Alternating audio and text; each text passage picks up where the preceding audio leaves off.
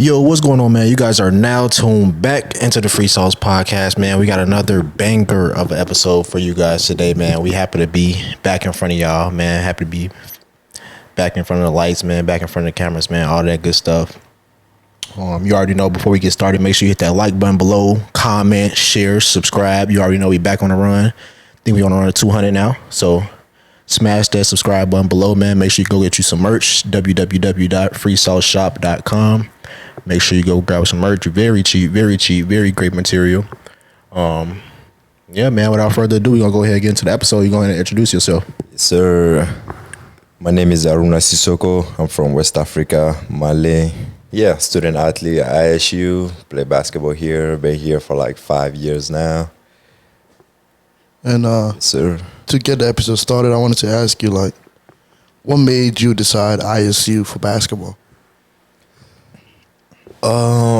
It was straight basketball reason why I decided to come to ISU, not because of school, none of that stuff. Yeah, it was straight because of basketball reason. Because when I'm coming out of high school, play basketball in high school. My junior and senior year in high school, got recruited by some schools, but I feel like ISU was the best fit for me, so came visit. At the time, the coaching staff that was here, I messed with them a lot, and we clicked. And then I decided to come here.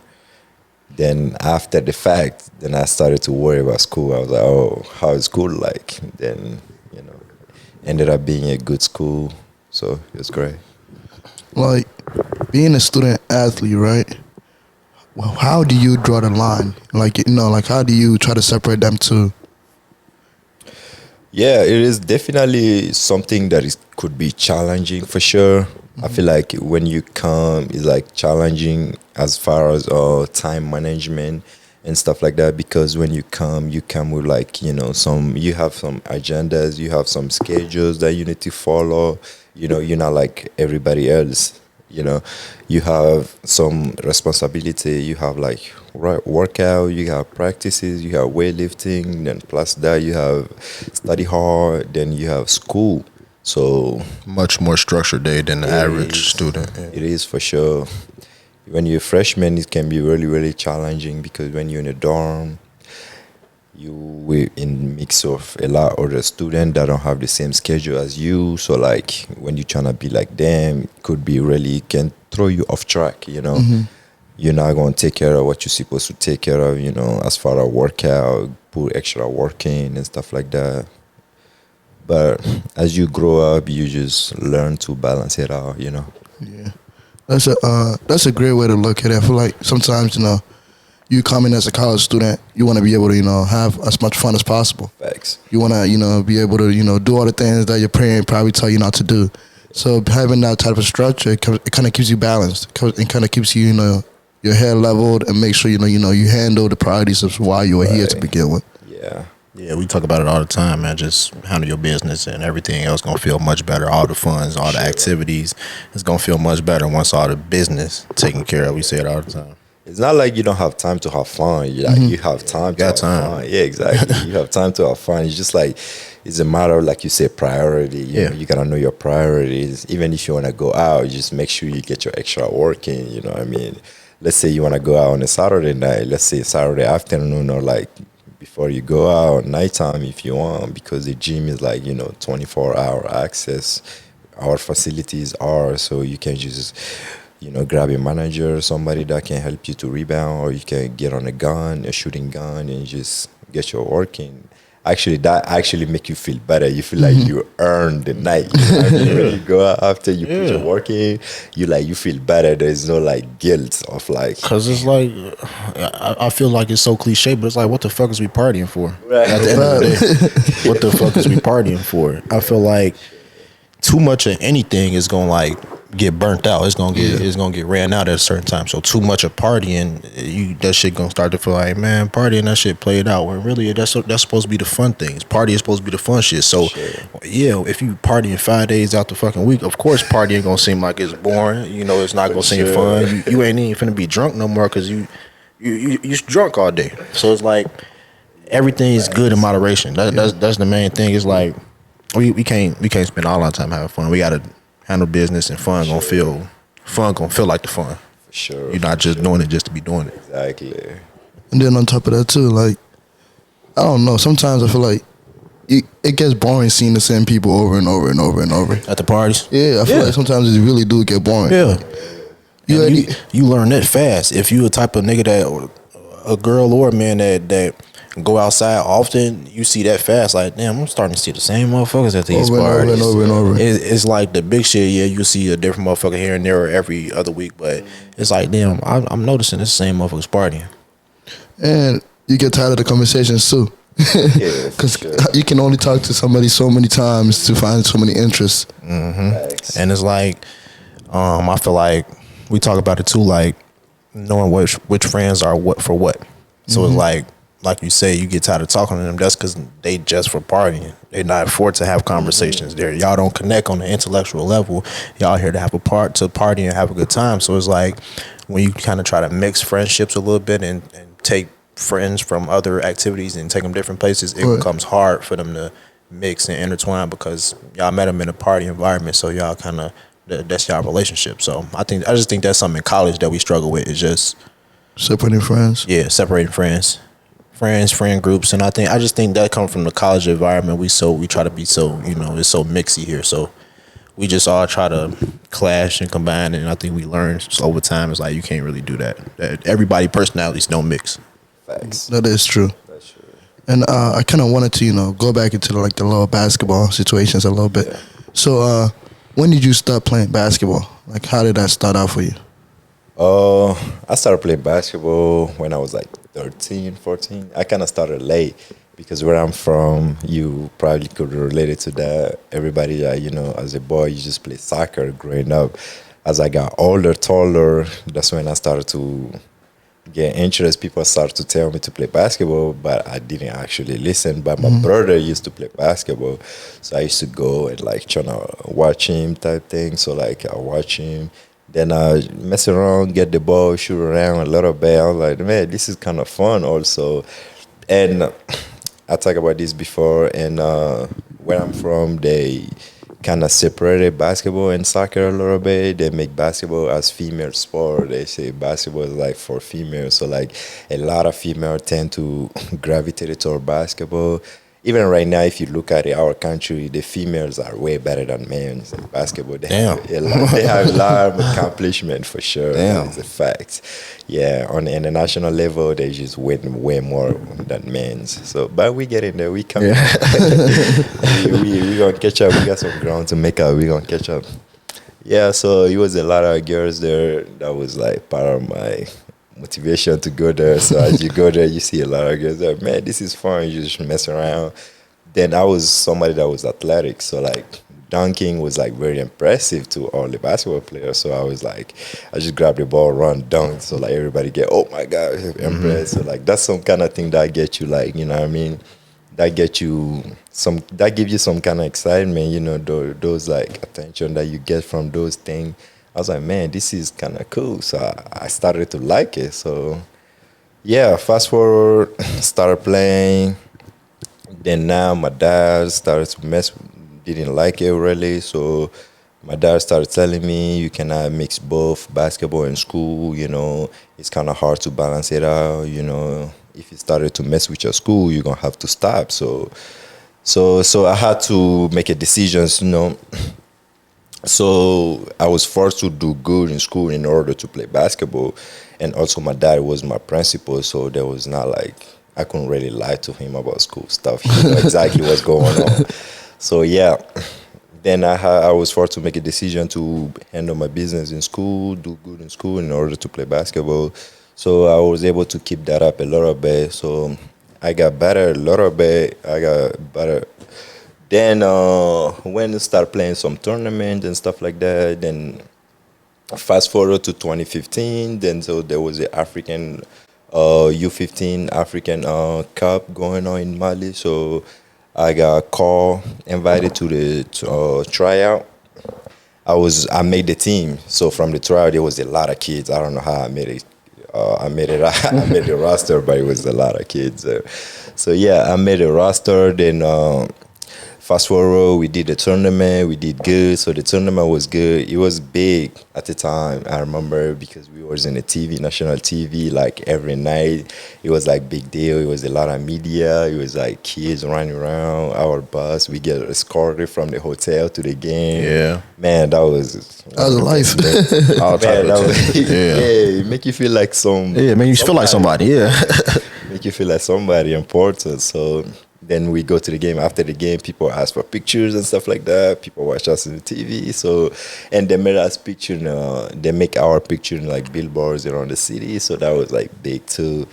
Then that was actually the first time my family has seen me play in TV. So after the tournament, so during the tournament was going on, we did good. We made all the way to the final. We lost to Egypt in like nearly a buzzer beater, so they went by one.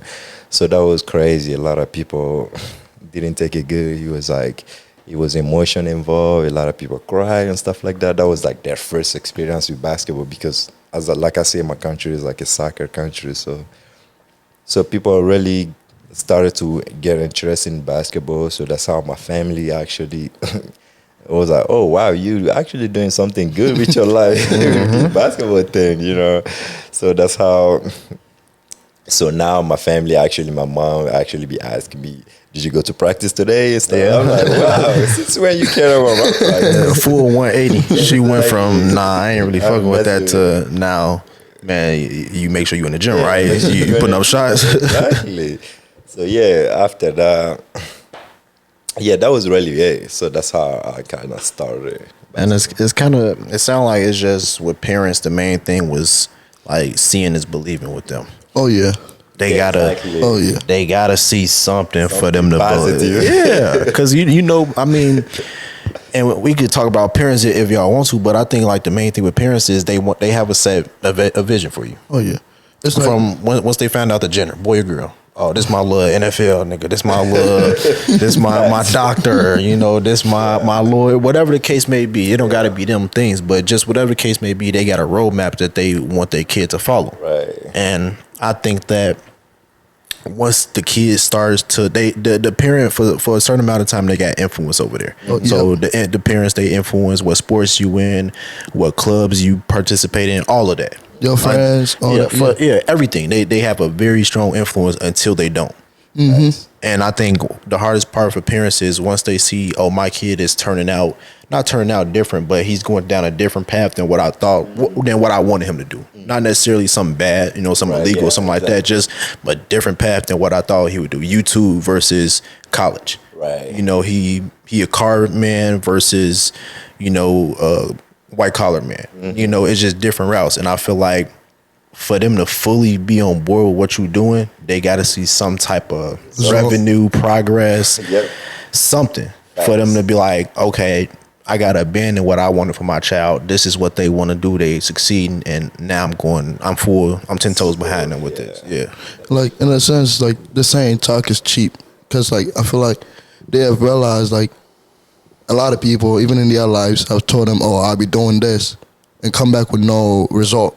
So, like, actually seeing, like, progress, like you're saying, the person coming back with, like, some type of, like, reward or results, they're more likely to believe you because now you actually what you're telling them, you're actually doing it. Right. It's like, we can't fault them for it because at the end of the day, they want the best for us. Yep. For sure. That's all they want. So we can't fault them for it. But I just think that sometimes parents play the biggest role in, like, us becoming very strong-minded, very strong, like, this is my vision. I'm locked in, because a lot of times that can be seen as our parents being some of our biggest doubters or haters or whatever word you want to insert there.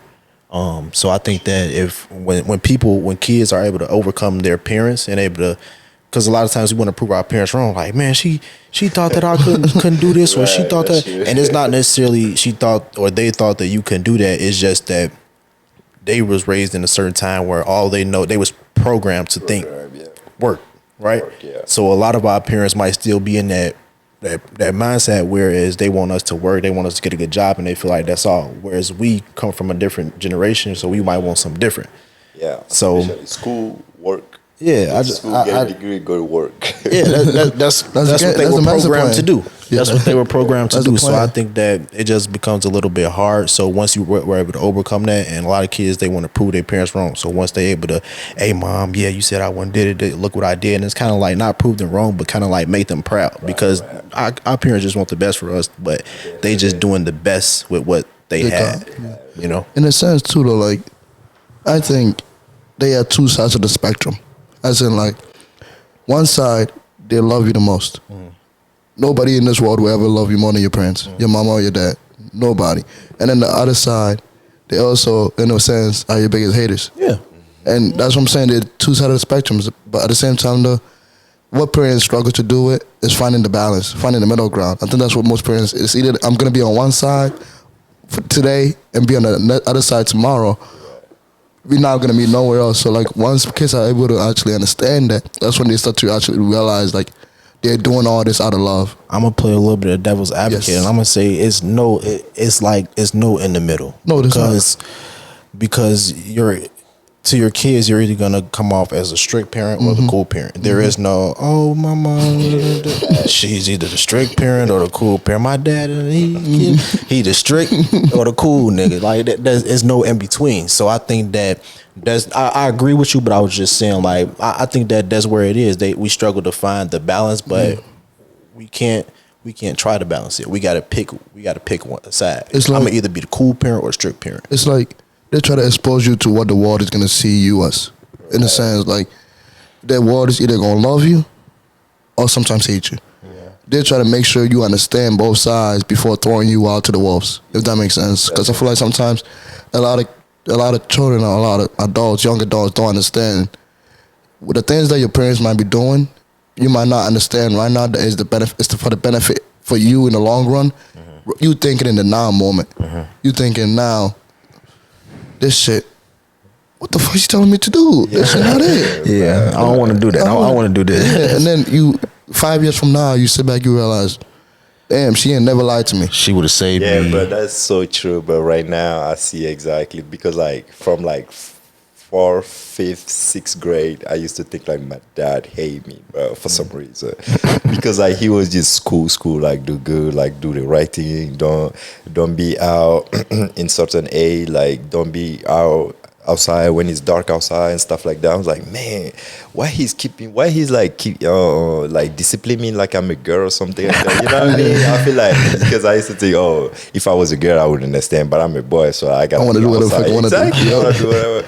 So I used to think he used to not like me. So like I used to get whooped like for a lot of things, like every little thing, that I did wrong, I get whooped, bro. But at that time I used to think like, man, this man must not like me.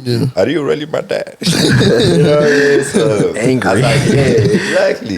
But as I got older, I started to see. I was like, oh my, I'm glad he did what he did, because if he would let me do whatever I wanted to do, I would not turn out this way. I don't know where I would be, but I probably wouldn't be here right now because of the education, like the discipline that he gave me early on.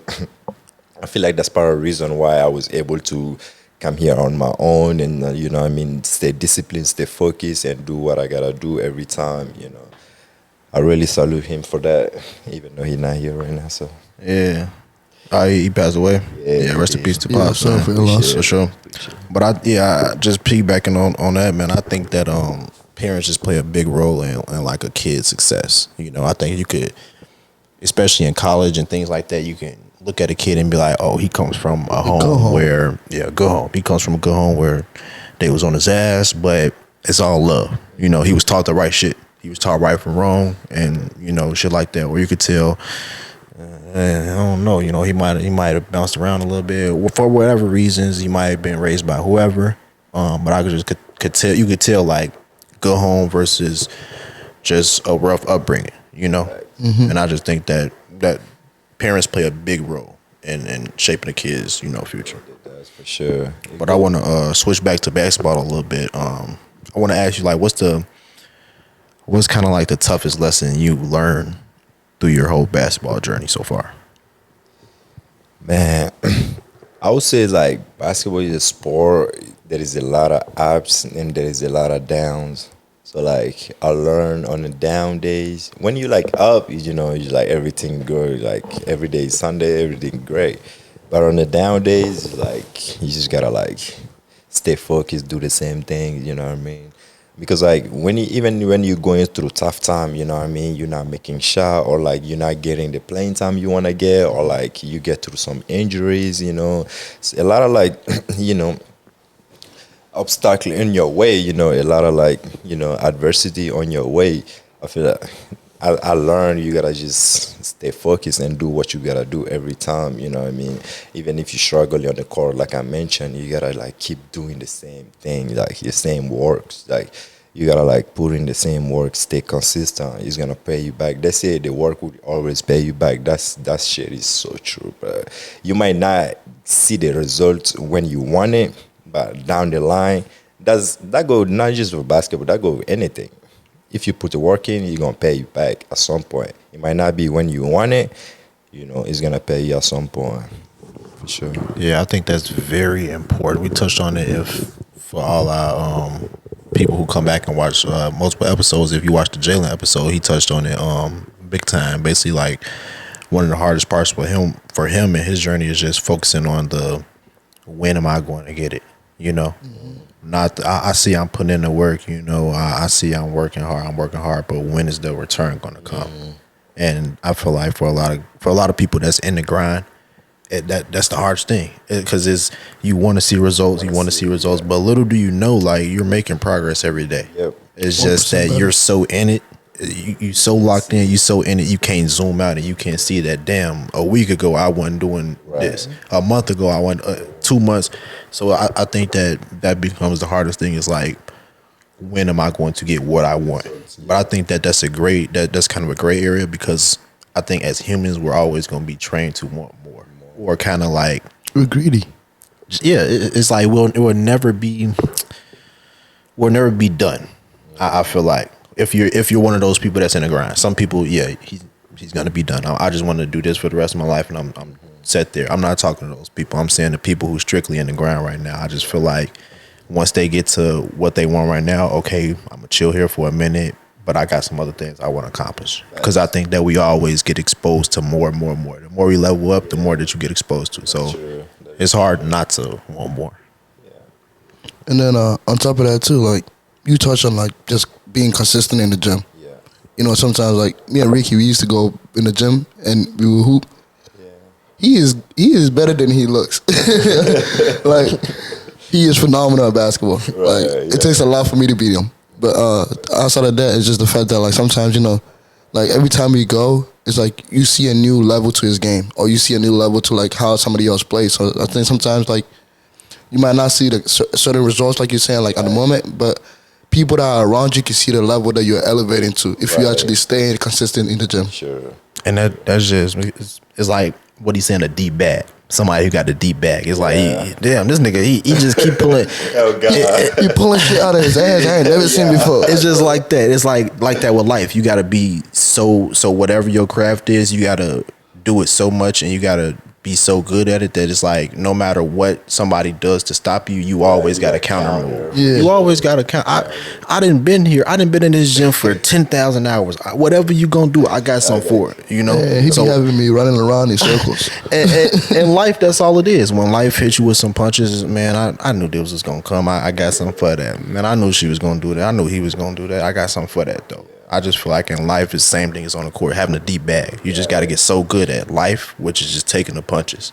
You just got to get good at taking the punches and rolling. Yeah, we also, too, like, injury can be like, something that is big. That might not take, like, something physical. Like, mentally, it can, like, really mess with you, you know what I mean? You, like, that's when, after the injury, that's when the self-doubt might come, like, where am I really who I was before the injury? You know what I mean? Self-doubt, you can't really doubt yourself, you know what I mean?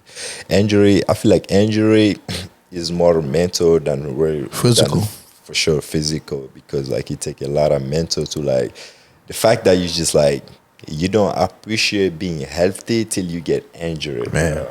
And God, when you like hurt, like you go to practice, you're on the sideline, bro. You just watch practices, or you just on the sideline, just watching the game.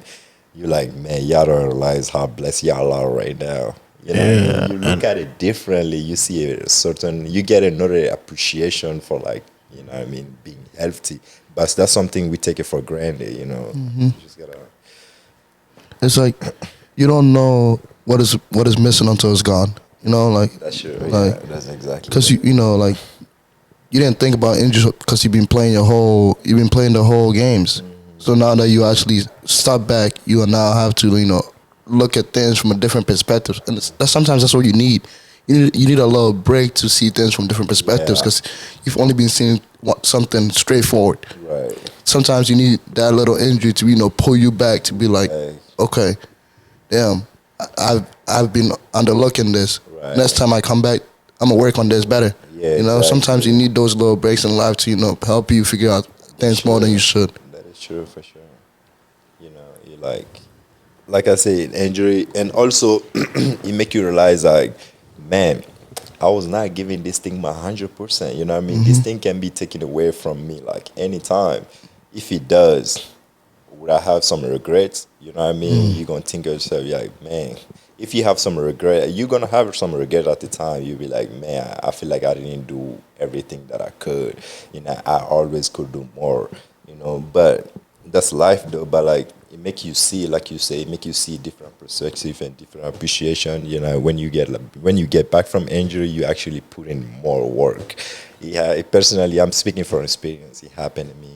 You know, I had several injuries, but that actually, after I got back, it actually pushed me to work even harder. I was just gonna say with athletes, I think that's one of the greatest like tests you can see if somebody really want it or they just here for the ride, Because with athletes, I feel like they have so many injuries, especially lingering injuries, and I feel like say you got a lingering, say it's a hamstring injury, something like that, right? Yeah. So let's say you working at it, you going through PT, physical therapy, all of that, not, it's just still lingering. Even through the off season, you taking the time off, you seeing doctors getting treatment and shit like that, taking time off.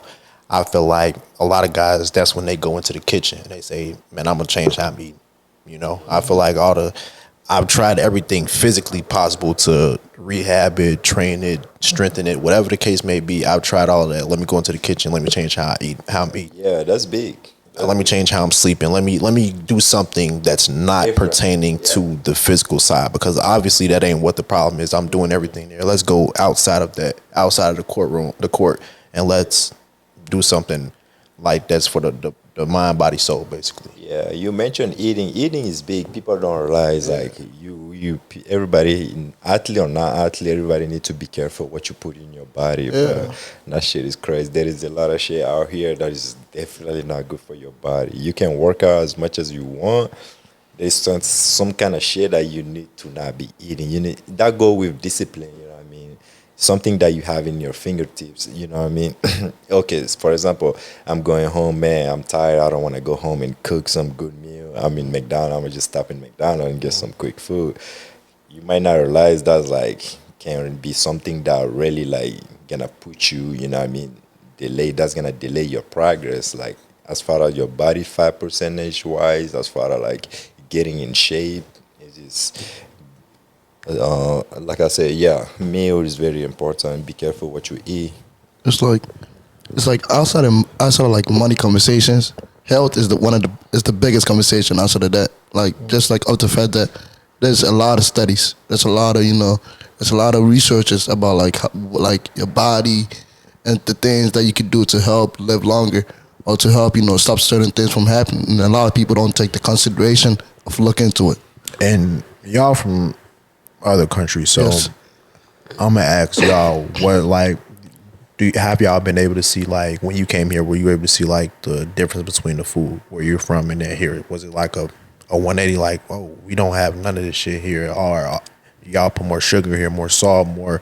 Was you able to see a difference, both of y'all? I would say yeah, just because like back home is just like it's more. I feel like it's more like healthy, like More natural, more shit, natural, yeah. More like earthy shit. yeah, like you go into like they go into like supermarkets and buy like a lot of greens. Like here, I probably eat greens like I'm gonna say like once every week, and I I mean, I might be a college student, so people might be like, okay, yo, it doesn't really matter. But at the same time, I'm like, back home, I feel like I eat a lot more like healthier than I do here, just because like fast food restaurants is like almost at every corner. Like you can't miss it, especially in college town. You can't miss it. It's everywhere.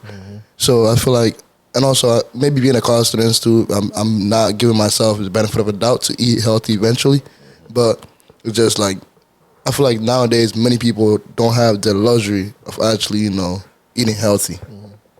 Yeah, for me, I definitely saw it, as when I first moved here. But I was fortunate enough to be with a host family that used to cook, AJ, shout out to her. She used to cook a lot. So, like, that would actually, when I first got here, I was not first exposed to the fast food. So, she always used to cook for us dinner and stuff like that. So, I definitely saw it was different type of food, but she made sure that we eat healthy. She really helped with that. But after I moved and came in college, then I saw this food that they gave us, and disponible, the food that we have in dining hall and like different a lot places. Of burgers. Yeah, it's just like, man, if you don't be careful, if you don't know it, because like it's like a lot of ignorance. Yeah, you might not know it. You know what I mean? If you don't know what you don't know, you just eat whatever you can put your hands on. It just does this part that can be really a little bit dangerous. But home, I feel like we have, like you say, healthy food, like carbs, rice. We eat a lot of rice. And also like you say, grains and like with sauce, any different kind of sauce, like some type of grain in it, and it's not like some food that be conserved. It's like, especially in my family, we like cook. They cook like literally every day and every single meal, like breakfast, lunch, dinner. Like it's not like a food that is like conserved in the fridge the next day or like some for like a week. Whatever is cooked that day is just it's gonna finish. Or if it's not finished, get rid of it. Cook another one. That's what I want to get back to. When I say it all the time, the number one thing on my list that I would invest in when I get any type of money is a chef, just because I want that fresh home cooked meal as much as possible. I feel like that's the biggest thing right now is oh man, cooking take too much. It take a lot of time. So yeah, especially in college, I only got 40 minutes, but in between classes, my only choice is McDonald's. My only choice is Qdoba, is Chipotle, is some fast food shit, some bullshit. So I mean, every once in a while, Yeah. So I feel like everything's good in moderation, So I feel like that's something that we all should get back to. I think just eating more earthy shit, more natural shit, less preservatives, less fast food, more whole shit. I feel like that's the biggest thing. Like we had somebody on the podcast, like I think it was like one of the first 10 episodes or something like that, touch on like how easy it is to actually eat so bad, whereas in like all the healthy stuff are like overpriced, if it makes sense. Yeah. Like it's just like it's like in a sense they are literally forcing us to eat so bad. Oh, and yeah, I think that's part of it too. You go to Whole Foods, it's like, damn, this how much it costs for some, some real. Say it could be some natural peanut butter, some raw nectar honey, some shit like that. Like, damn, I'm spending $400-500 it's just for 2 weeks for 2 people. So yeah, afford it. Yeah, man. Like, you got to have a nice paying job. So I think it's just part of the conditioning, Yeah, it's tough. I hate making excuses for us, but it's tough not to. It is, yeah. It's tough not to. It is. I hate making excuses and I hate saying, oh, but they doing this to us, they did that. Yeah, that's true, but we gotta wake up as well, because I feel like we in the age where we got a lot of information. We in the information age, so I feel like we got a lot of information. It's at our fingertips. What are we gonna do with it is the thing. And in a sense too, though, I feel like you can over consume information, because I feel like sometimes like you like I be reading things over and over and over. I'm like, is this even true? And then I'll go to Google, research it, and I'm still questioning, is this even true? Because I feel like sometimes like you get one side of a spectrum, you might as well also get an other side of it. But then it's like you're gonna have to draw your own conclusion. Is this true or false? And then sometimes I feel like that's where the battle actually is, because you got so much information on both sides to be either to be proven true or to be proven false. So now I feel like now you stuck. Exactly. To make a decision. Right, and I feel like that's why it's the information age. We just being overloaded with shit to the point where we don't know what decision to make, because but it's better than not having information at all. Yeah, it is. I don't. It is. It is. You're right. It is. But it's like, damn. we gotta be better at making decisions, and it's kind of like with the kind of like with Instagram. You know, you think you got more options than what you really have. Kind of, you give you the illusion of, oh, I'm looking at all these girls, I'm looking at all these beautiful girls. Okay, yeah. You know, I got one at the home, and that's perfectly fine. But I see all these beautiful girls. It's like, damn, I feel like they would be good partners, shit like that. Not knowing that you're not clicking with none of them. It's just you going from a looks perspective, the illusion of more options. You know, I feel like that's what we in right now with not just women, but just illusion of more option when it comes to career choices, when it comes to finance options, when it comes to just everything. I feel like we're getting bombarded with too many options. It's like kind of look at the ice cream board. Oh my god. It's like, damn, you got 50, 60 things. What am I finna get? It's like that. And you're gonna get the same one over and over. Yeah, because you don't trust the other 50 right. So I feel like that's what we in right now. We're just being bombarded with info, and it's hard to make a decision on what we're gonna go after. And in a sense too, I feel like that's for some people it's good, and then for some people it's bad. Just because like I feel like some people need all the flavors on the board, and then some people just need the one out of like the 56. You know, sometimes you just gonna have to figure out which part of what side you want to be on. Because I feel like too much information can be bad, but at the same time too, it can be good for the people that are educated enough in those fields. Just because they can make a better educated guess than just another random person making an option. Yep, that's true. And then I wanted to, kind of, this has been interesting so far, so I wanted to kind of piggyback on like the basketball aspect. Yeah. Like, who do you think you model your game after? I would say the Bucks, Bobby Portis. Bobby Portis? Bobby Portis. Yeah, I would say Bobby Portis. Yeah, if you're from Chicago, you definitely know Bobby Portis. What about his game resonates with you? Yeah, I feel like he's somebody that don't do too much. I don't do too much. Just like, trying to like just help the team to win, you know what I mean? Like if you had leave me open, knock down, open shot, drive, cut, play defense, rebound, make tough plays. I feel like that's just me, you know what I mean? Yeah. So that's how I feel like, man, as I watch the Bucks and playoff, I'm like, man, I really see him in me. But I'm more athletic than him. So. Gotta give you that props. I feel like, that's a player that all coaches want. That's a player that wants to win. He gonna do whatever. Hey, what y'all need me to do, I'm here to win. Right, exactly. What am I here to do? What's my role? And I'm gonna play that so we can get this W, we can get championship, whatever. I feel like you put him in a group of with the Pat Bevs, the Bobby Portises, Giannis's, things like that. Russ. People, Russ, real gritty players that just want to win. They love the game so much they want to be on the court by any means necessary, helping the team. I feel like it's few of those guys for sure, but like a lot of people say that, but they don't really mean it. Nah, you see it on the court. Yeah, people say that, but they don't really mean it. It's hard. I don't even blame them because like it's human nature to want it more, you know what I mean? You go out there, you do all the little things, you see somebody else score like, 30, 20, you know what I mean? You're like, man, damn, I want to do the same, you know what I mean? I'm capable of it. Yeah. But that's not your role, you know what I mean?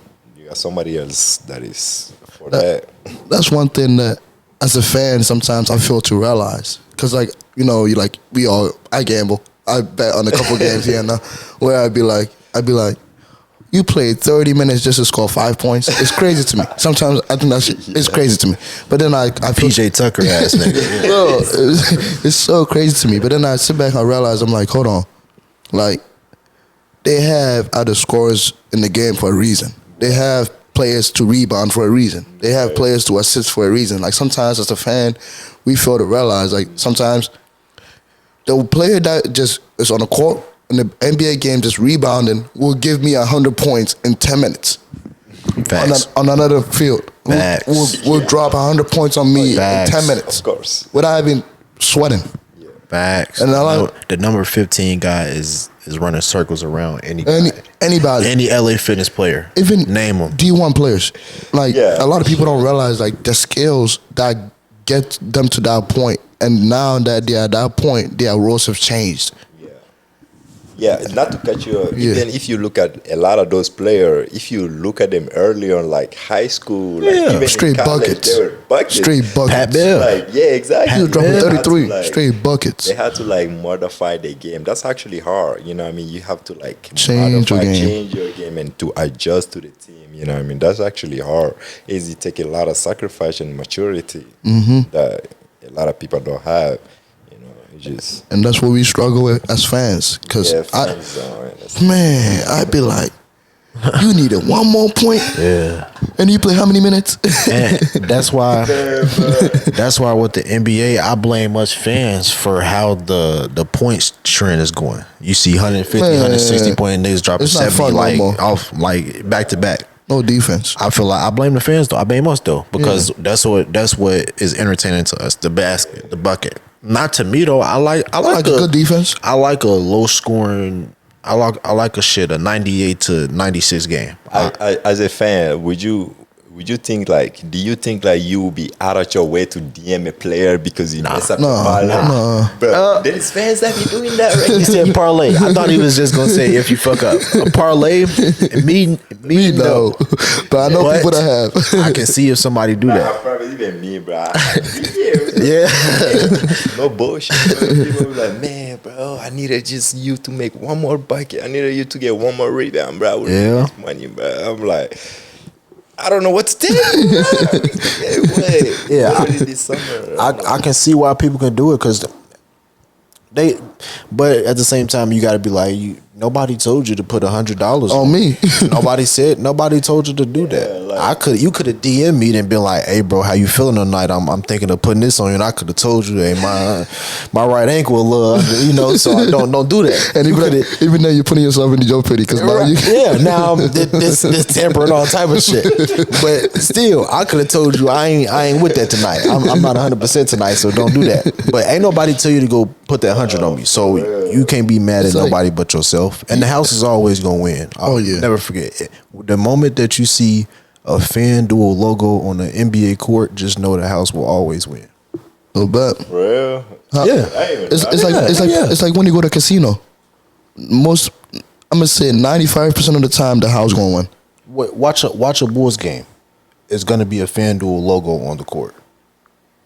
That means they sponsor. It's money involved here. It's money involved with the NBA. DraftKings, Bron. If you got Bron on Instagram, he just signed some type of deal with DraftKings. Whenever you see that, the house is always going to win. It's also the fact that they have a lot of teams in place to do all those research, to put all those odds out, to put all those numbers out. So of course they know what that player is capable of doing because all the computerized system that they have in place. But like sometimes you might win here and there and you think you got them figured out.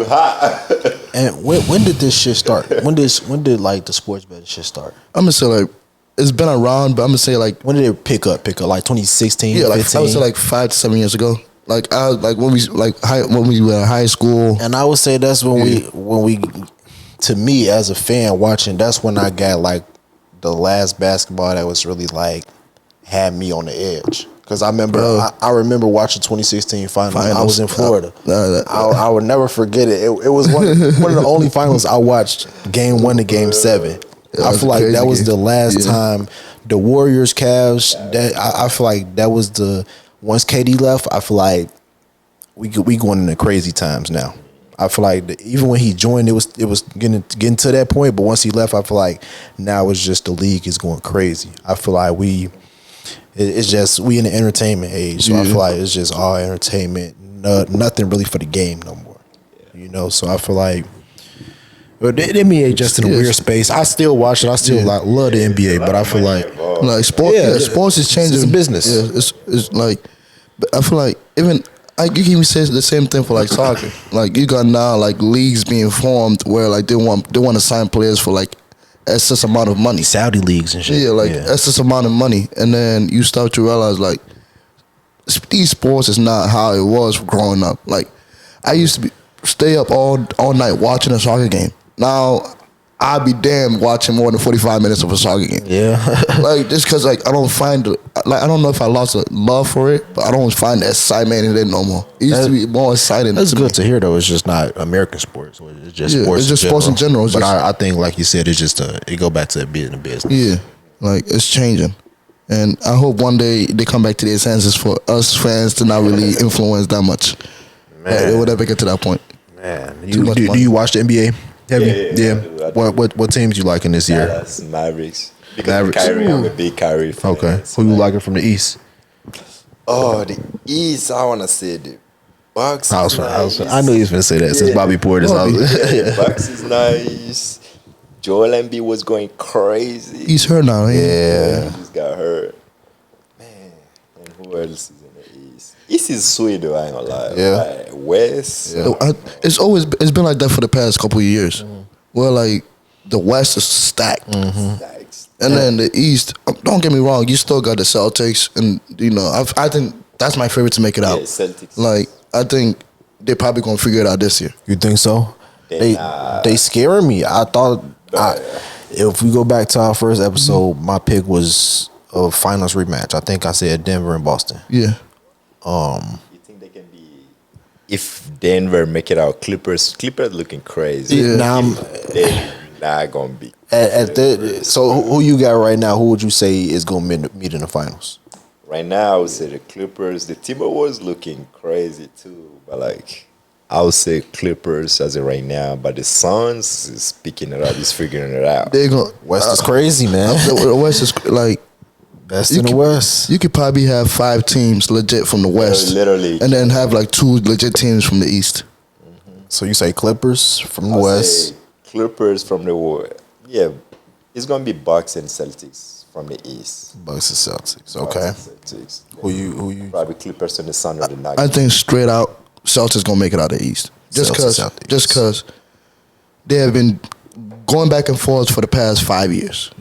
Like it's about time they figure it out. That's my narrative on that. And I know people might say Pacers, but they're still too young. Not you know, yet. Like not yet. I love them, but not yet. They're still too young. And then on the West side, you know, whatever team LeBron is on, but I know that's crazy. I can't, and like they're not all that yet. They're gonna make it out. You gonna make a trade for somebody, bro? Yeah. You know how they did last year. We wasn't supposed to be nowhere near it, and then we got to the finals, Western Conference. Yeah, but this year I think I'm between. Give me, it's tough. OKC's still too young. Timberwolves gonna find a way to choke. they're gonna find a way. I don't know how they're gonna do it, but they're gonna do it. Give me Clippers or Lakers. Clippers or Lakers. So I think it's gonna be an LA team. It's gonna be a LA versus team. Boston. So we might get a and tiebreaker on the rings.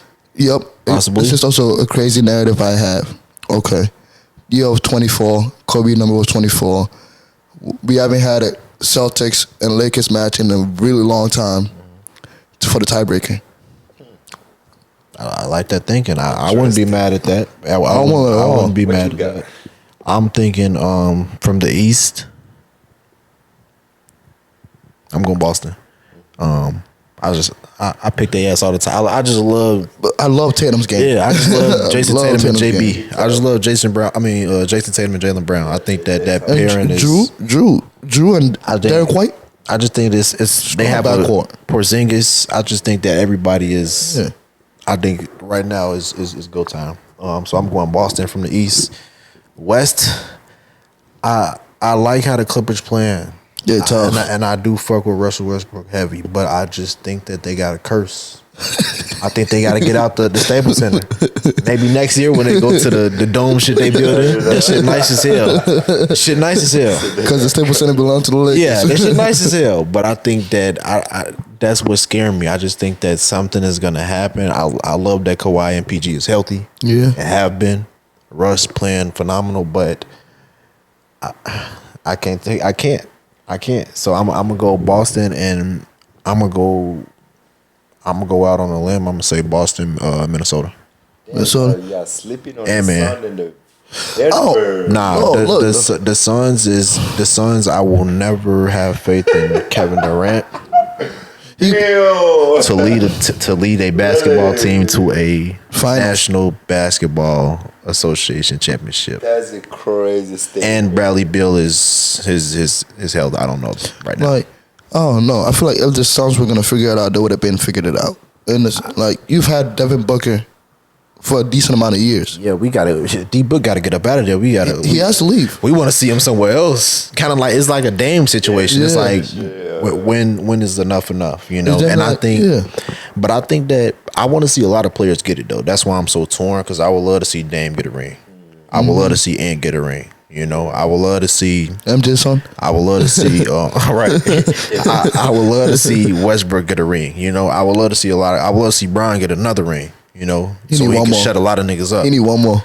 But you want more. I think it's a lot of. I feel like even if Braun get another ring, they're gonna find. They gonna find a way. They gonna find a way. But a lot of people will flip though. That's what I will say. A lot of people will flip and be like, you know, he got 5. He's only one away. Scoring title. You know, I feel like it's not really much that you can say. So I feel like it's a lot of good stories in the NBA this year though. Well, Brian is impressive, man. Do you know how hard it is to be play a high level to this age, bro? Like, 21 years in the league. Man, you know how many miles that nigga got on his legs, man?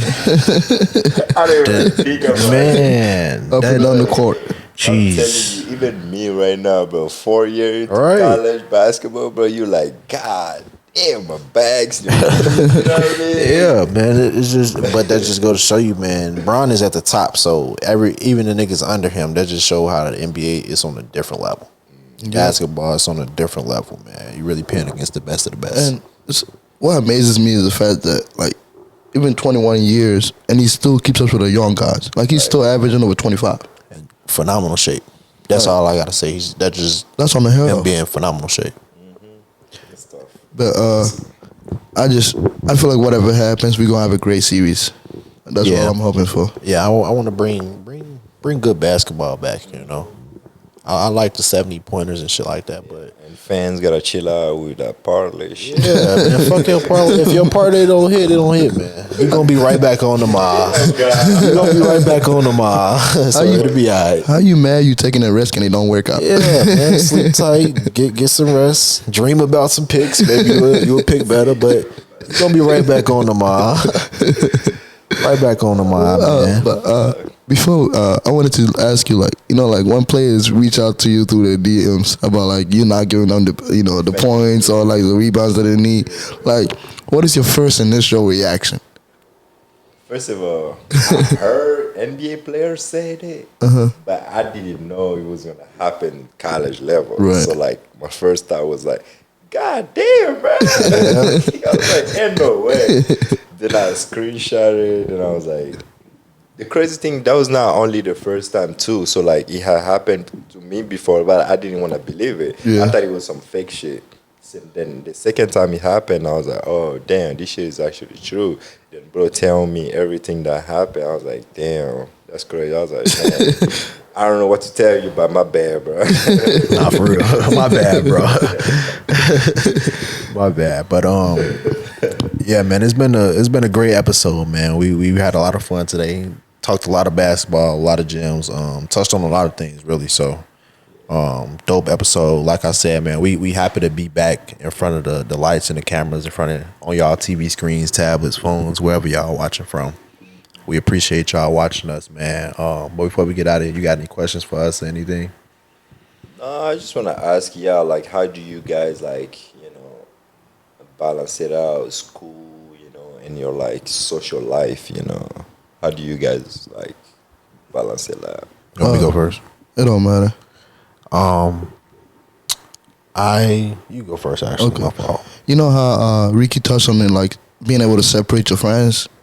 Like, freshman year, it was COVID year, so, like, it's kind of like all friendship were like all like mixed together. Like you just everybody was going out. Everybody like it was kind of hard trying to separate. Like okay, when school actually comes back to normal, who am I going to be going to the library with?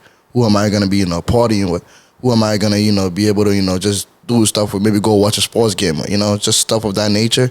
So that was kind of like that was hard freshman year, just since it was COVID and everybody was just outside. But then sophomore year, I realized like okay, this school shit is actually for real. Like ain't none of that like bullshitting, because I bullshitted a lot freshman year. Don't get me, I was just doing shit. And then sophomore year, I was like, okay, this is getting real. Junior year, we moved out, got an apartment. I was living with Reiki, so he helped me, grow as an individual, because we used to wake up early in the morning, go on runs, come back, make breakfast, go to class, do it all over again for the next like 3 months. And that actually I realized like sometimes you just need people around you that not necessarily think like you, but can help you think better. Can help you see different things that you might not necessarily understand. That's big. And then this year, my last semester right now, I'm trying to, enjoy it, because, this is the only time in my life where I'm going to be around people between the age of, 18 to like 25, 26, 27. So I got to be able to understand that, enjoy it, and then hopefully when I get out of here, use the skills that I've been able to, hone and get while I'm in college, be able to apply that to the real world. Yeah, that's dope as hell. Repeat the question one more time.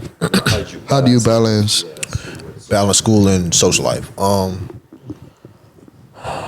I think it's no set formula. I just think it's dependent on the individual, because I think that some people are more social people, so obviously they're going to go out more than a person that's an introvert, want to be in the house more. Right. I just think that, like I said, it's that balance word. It's hard to balance. I just think that we have to always remember what we're here for. It go back to the first thing we touched on the podcast. Handle the business first. So all that playing, all that partying, all the girls, the boys, whatever you like, whatever you into, anything, whatever your hobbies you want, all that's gonna feel 10 times better if you handle that business first. So I feel like for me, that's the balance. Business first, play later, And if you go about everything like that, I think you'll be okay in college. I think college not a walk in the park, because I feel like no matter how good you become with that, you still gonna run into some challenges. But so college ain't no walk in the park by any means. I'm not saying that at all. This shit ain't walk in the park. But I some feel people make it look easier than it is. Yeah, some people do, and that just comes to preparation. Yep. Upbringing, shit, money, finances, all type of shit. It's a lot of factors that go into college. Mm-hmm. So I feel like as far as social and school, balancing those two, just school first, social second. School don't take that long in college. We just be bullshitting and crying and we just be being assholes about it. School don't. School ain't really that much in college, man. So just handle that school work, handle them assignments, get a little studying. If you got a test coming up, whatever, knock that paper out early, and then. Really in college, the weekend start really on Thursday. Sometimes Wednesday. A lot of times Wednesday. A lot of times Wednesday. All the times Thursday. So upcoming weeks, Monday, Tuesday. It ain't no school. So it's just with that, it's just all depending on you, man. I feel like it's just different strokes for different folks, man. And to also help elaborate your point even more, we talk about it all the time. Understanding your why. Yeah, like that could be your saving grace in a lot of situations in college. Like just once you understand why you're doing certain things or why you're here and stuff of that nature, you most likely will always prioritize your well-being first. Mm-hmm. And then that go back to that's a great point. That go back to like different strokes for different folks, because it could be somebody coming in like, man, I'm really just looking to be here for 1 year because I'm trying to take off with this YouTube shit, with this content shit, or I'm just trying to meet some people so I could take this on the road or whatever and do this.